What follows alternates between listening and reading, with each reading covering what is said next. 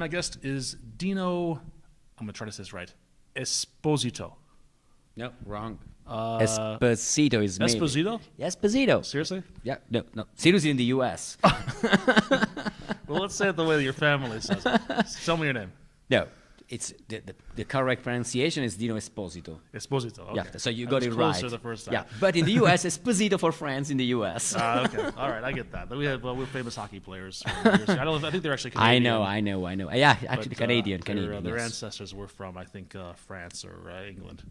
Well, they play for Montreal or what kind of? Oh, that's a good city? question. Oh. I've forgotten. I think one of them played for Philadelphia. Philadelphia? And one might have played for. You know what? I better not answer this because there's some hockey fans. Anyway, that will be I couldn't care less about hockey, so I'm a tennis guy. Tennis guy. Okay. Let's talk about a big ball of mud. Oh, big ball of mud. Because I caught your talk earlier today at Dev Connections. Yes. What was it called? Software Do's and Don'ts, I think was the title. But it was really about patterns and anti-patterns among software architecture and even beyond that, even higher than that, software project management, really, right? Well, yes and no. I mean, the fundamental point is that for my personal curiosity, I always try to get at the core of the things, at the heart of the things. So I just try to excerpt the mechanics out of things, and software is no exception. So when I started facing in the past years software projects that couldn't work or couldn't come to an end, couldn't successfully come to an end, well, I always wondered why. And well, year after year, failure after failure, I sort of managed to try to make sense of the mechanics, just the laws, the inherent laws that make things go wrong or right when it comes to software development and management of software projects. Right. So the talk that you mentioned, the do's and don'ts of software projects, is an excerpt from my classes. It's a classic that I present at conferences. And there I just explain why it can go wrong, like in a sort of new edition of the Murphy laws. If something can go wrong, it will. Right. So, and why it goes wrong, that's my perception. There's a lot of reasons why it goes wrong. So you open with this ball of mud analogy, which is like the spaghetti code thing. Yeah. What is that?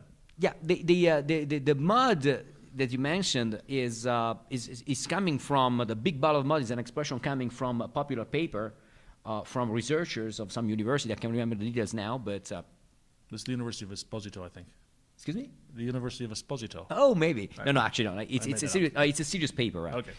And in which the researchers, but we're talking about a work that being done at least 20 years ago. Okay. They just try to formalize why software projects sometimes fail. So I just built on top of that. And the concept of big ball of mud is that, like on a snow avalanche, it starts smaller and smaller and smaller and grows as it comes down the hill, up to it can be destructive, it can gain a destructive force. Right. So in software, don't be surprised by the analogy, but in software it's the same. A bug or an architectural bug is small in the beginning, but it grows bigger and bigger, has the size of the project, and the features in a project are added up to a point that it becomes sort of unmanageable. And the question is, okay, we made a disaster. Now what? So big ball of mud is simply a way to find an analogy with something we can observe in the real world to describe the mechanics of software. Okay.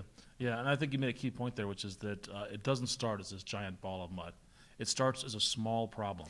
Yes, and also one developer is never the starter. He's never the only culprit, the only responsible for that. It doesn't start overnight, and it's a teamwork. Teamwork, yeah. So what are some of the things that contribute to the software failure? I think I read somewhere that some amazing percentage of software projects fail, well above 50%. Honestly, I have no idea in terms of how many of them fail. It's fairly common. It's fairly common. It's fairly common. It's more than it should be. I think that's fair to say. And I think that if we put things differently from another perspective, and the other perspective could be how many projects, or what is the percentage of software projects that actually succeed. Right. That is very, very small. Well, let's talk about success then. What can we as software developers and managers do to increase the chance of success of a software project? I would start by defining when we can call a project a successful project. Okay. So when essentially we can build it fairly close to budget and fairly close to requirements. Okay. What can we do to achieve these two kind of things? Obviously, the key point here, the only variable here is requirements. Because based on requirements, you estimate the costs, you define the budget, and requirements also define the lines of code you write, the modules you build, the services you create, how you make them interact, and all a long list of additional helper activities like testing, like debugging, like profiling, and so forth. So it's all about requirements. And unfortunately, requirements are not something constant. And even when they are constant in the few fortunate cases in which we can consider them constants, there is no guarantee that they are right. Okay, so even constant over time. The requirements, Yeah, when we I define actually them in January, they may change by February or July. Yes, and sometimes even in a shorter amount of time. So the point is really that we should start thinking that we live as software architects and developers in a world in which we experience continuous change. Right. So there's something called requirements churn, which measures the frequency at which new requirements are received by development teams. So just the frequency rate, okay? So 3 a day, 4 a month, and so forth. Mm-hmm. And you measure requirements churn. I mean, so the highest is the value, the worst is the situation of the project, and the smartest are architects expected to be in order to face that and to keep that under control. Mm-hmm. Because if you add a new requirement to an existing system, no matter the stage and the phase of the system, it could be beginning, could be mid, could be close to an end. If you add a new requirement, mathematically, you modify the context. Okay. Now, by simply adding one requirement, you probably create a delta that is not significant enough. Fair so enough. It doesn't have impact, or it has a negligible impact on the entire system. But in presence of a strong requirement churn, so requirements that keep on coming on a regular basis and frequently at high rates, well, the configuration of the system, the context of the system changes frequently. And you must, as an architect, you must be ready to detect symptoms that could reveal a sort of big ball of mud forming. You should be able to create some sort of tests, okay, to detect this the fact that the system is being deteriorated, and put some activity in place to fix that. Symptoms, typical symptoms of software that don't work as expected, that we make jokes on usually. So I modify class A, but I introduce a mistake in class B, which was not apparently involved in the change. I call that the butterfly effect. Yeah, the butterfly effect. Butterfly Okay. flaps his wings somewhere in the Atlantic Ocean, and there's a typhoon in the South Pacific. Yeah, but if you read the paper on Big Bottle of Mud, there's a long story about this, and it's formalized. This phenomenon is given a scientific name. Wow. And it's nice, Yeah. Yeah, my name is a nickname, but yeah, it's because of hidden dependencies. Because of hidden side dependencies, effects, unknown side effects. Absolutely. So decoupling is a big And there is also another solution to that. another feature, another symptom. It's called viscosity of software, which is essentially when you detect, you are reported, or you discover a bug or something that has to be fixed, and you know what would be the right way of solving that, addressing that point, but you are scared of putting your hands right Oh, there. because it's fragile. Because It's fragile, of these yes. hidden You dependencies. perceive the inherent, you see, you can feel on your own skin the fragility of that piece of architecture, and you're scared. Right. So what you do in that case, because you're scared, you try to find a bypass, a workaround, a patch that solves the problem Sure. locally without addressing the surrounding architecture and system. So you add patch on top of patches. Wow. And you take this, one step farther every time, every day, and in presence of a strong requirement churn, this is, everyday work. You have been explained why and how the big ball of mud can get formed. That's interesting. I just recently read Michael Feather's book on legacy code. Are you familiar with this book? No, but I'm probably familiar with yeah. I never read this book, but yeah. He talks about some methodologies for addressing legacy code, like you described. It has all these decoupling, or there's excess of coupling. And sometimes what you need to add a new feature is to put that feature in a new method or a new class in order to not risk touching the class that's very fragile. And then you could test your new class. And the problem with that is by adding a new class just for the sake of this, it makes the system as a whole more complex. So even though you haven't broken anything, and you haven't risked breaking this, You stuff, added complexity. You added complexity for no other reason than to make testing a little bit easier. And there's a Absolutely. trade-off there. And if you continue to do that, then over time your system will get more complex. Yeah, complexity is already found, easy to detect in modern systems, naturally, the natural state. But so the artificial complexity we add because of coding practices, that should, at least that one should be avoided. Yeah, so we're avoiding. There's no cohesion there. I've got something in this class that really belongs in that class. These two belong in the same class together, and yet I'm separating them for my own convenience. Yeah, definitely. Yeah. So there are several practices, just to cut a long story short, several common practices that unfortunately only increase the big ball of mud by introducing bad habits and things that taken individually are not big deal, but all together, they form. Okay. A drop per se is nothing, but a drop can make the entire container pour out. Right. Yeah, These are temporary fixes that we need to be aware of and change them. So you've been on a lot of projects that somebody else started and that have already turned into a ball of mud. Right? No, honestly, I have to say that my activity in the past 20 years, I would say, has never been particularly focused on consulting, on projects. So I have a limited direct experience. Okay.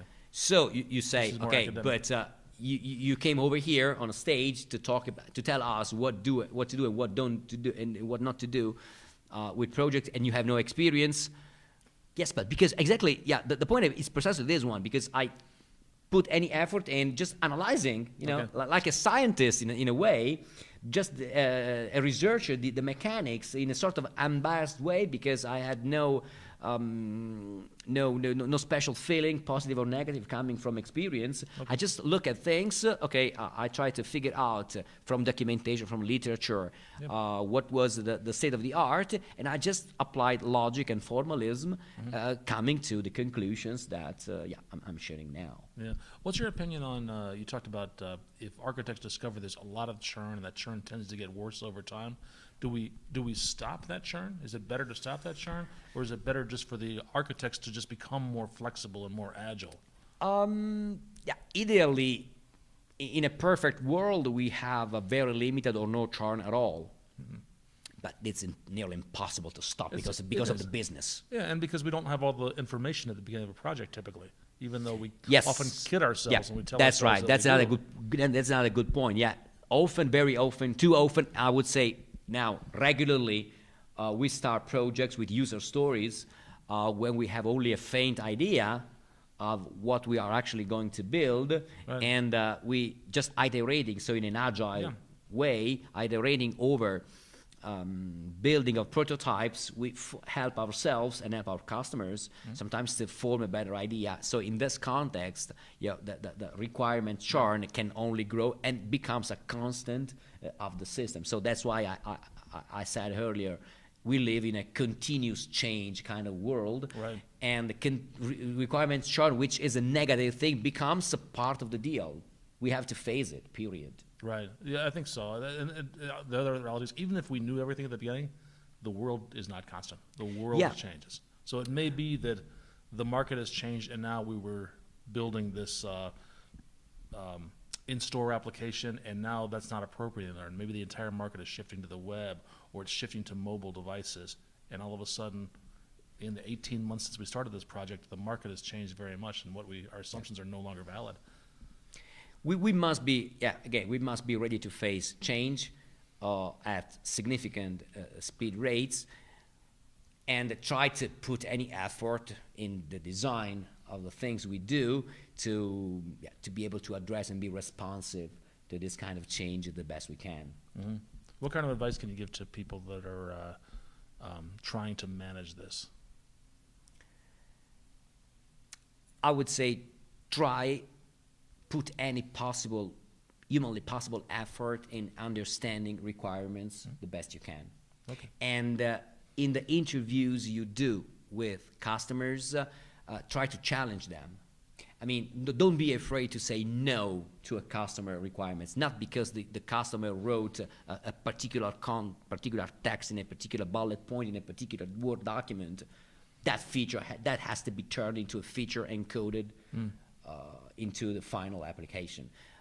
That needs to be part of a system, and it's the responsibility of the software architect to take out of a list of bullet points classes, entities, behavior, components, functions, modules. Right. It's the overall picture, the big picture is up to you, software architect, and it's your responsibility to understand, to acknowledge, to assess requirements, and don't be afraid of challenging customers. So, in my opinion, you don't need this feature. No, I need it. Why? Prove me wrong, or I will prove you right.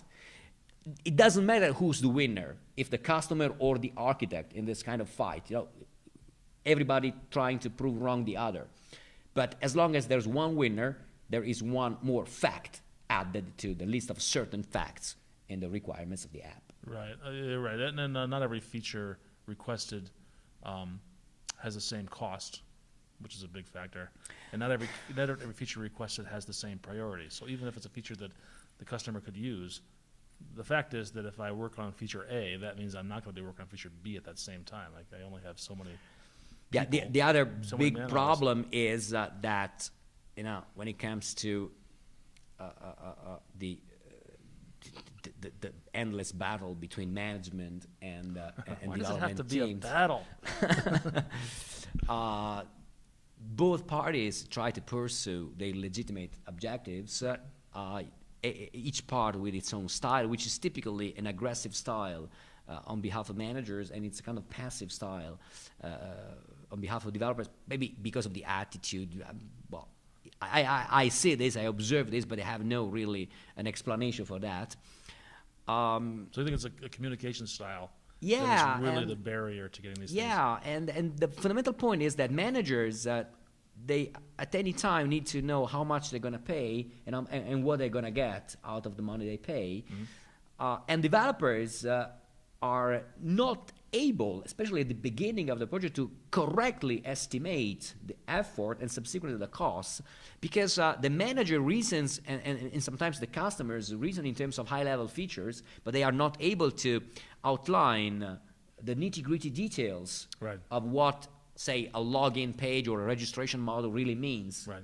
Okay, so they could say to you, well, we need to have on the website a page for letting users register to our services. Fine, but that could probably mean in the beginning just adding a form with a username, password, some personal details, and that's it. But at some point, say no, yes, but at a later time, it can come up the need that, well, no, it would be nice to have also social network authentication. Sure. Yes, okay, we are still talking about the same registration page, but it means a lot more work. It means selecting the right library to do the same kind of thing across multiple platforms if we are involving, for example, mobile apps. So it could really be a significant extra amount of work that cannot be, calculated in the same budget allocated for the plain, basic, trivial, silly, stupid registration page.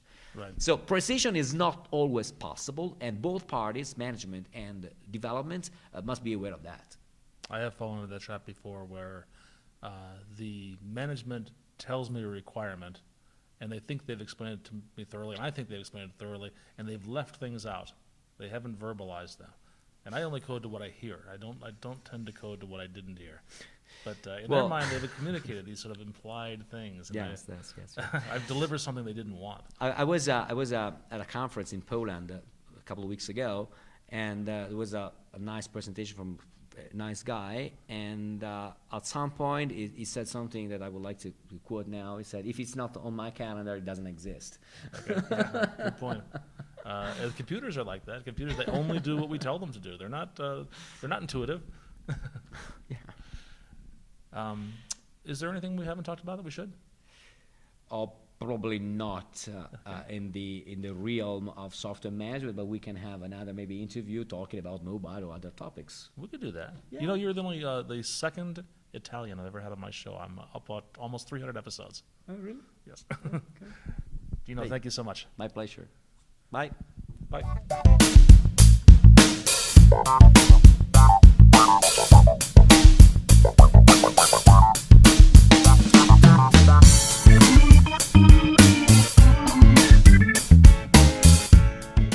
I'm not known to be a friend of any technology in particular, but I do love technology and friends.